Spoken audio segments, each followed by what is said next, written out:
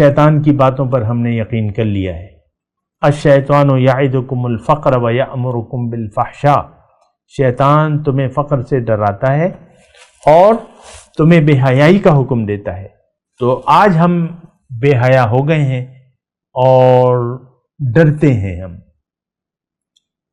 یعنی باطن کو مقصود بنانے کے لیے ہم تیار نہیں ہیں، اللہ کو منزل بنانے کے لیے تیار نہیں ہیں۔ ہاں، دنیا کو ہم کامیابی کی جگہ سمجھتے ہیں۔ یہ ایک بلائے عام ہے سامعین کرام۔ میں آپ کو یہ بلائے عام کا لفظ میں بعض اوقات استعمال کرتا ہوں، یہ ہماری فقہ میں یہ اصطلاح ہے، جو مفتی حضرات ہیں وہ اس کو جانتے ہیں، لیکن آپ کو بھی واقف ہونے بلائے عام۔ لیکن میں یہ کہہ رہا ہوں کہ یہ شیطان یہ اب بلائے عام ہے کہ ہم میں سے اکثر لوگ شکر گزار نہیں ہیں اللہ تعالیٰ کی۔